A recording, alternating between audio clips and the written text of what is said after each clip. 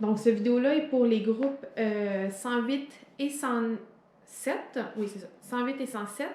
Donc, on était rendu, dépendamment de quel groupe vous êtes, là, je vais le mettre dans la description, là, un groupe était rendu à la page 131, puis l'autre à la page 136, avant que vous visionnez le prochain vidéo qui comporte ces deux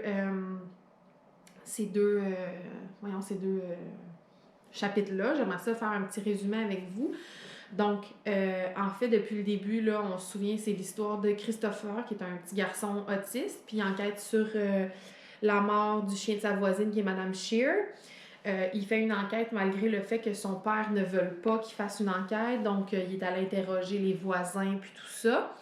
Puis il a rencontré Madame Alexander, qui est une de ses voisines qui habite sur sa rue. Puis il lui a parlé, puis tout ça, puis il était content parce qu'elle a un chien, puis lui, il aime les chiens.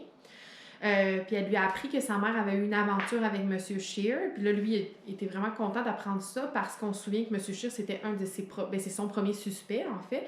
Parce qu'il avait fait une petite liste là, en disant, bon, ben ça doit être quelqu'un qui en voulait à Madame Shear au final pour tuer son chien.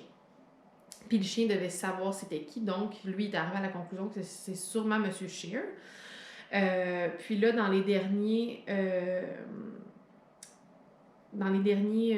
chapitres, il va montrer son livre à Siobhan, puis on apprend que Siobhan, au final, c'est une enseignante. On pense que ça doit être une enseignante de français, vu qu'elle corrige ses fautes d'orthographe et de grammaire. Puis elle lui demande qu'est-ce que ça lui fait d'avoir appris que sa mère avait une aventure. Puis lui, il dit, ça me dérange pas. C'est des choses qui se sont passées dans le passé, puis en ce moment, ça n'existe plus parce que ma mère n'est plus là, donc ça me dérange pas. Puis là, le chapitre 113 qui commence, c'est un des deux groupes qui est rendu là, je me souviens plus lequel, je vais l'écrire dans la description. Vous allez pouvoir le lire dans la prochaine vidéo. Puis ceux qui étaient rendus au chapitre, à la page 138, le chapitre 127, le dernier chapitre, il était hors sujet, donc il n'était pas avec la trame narrative. Puis c'est là que Christopher parle de sa mémoire, puis il nous explique qu'il a vraiment une bonne mémoire. Donc là, vous êtes rendu au chapitre 127. Voilà, bonne lecture!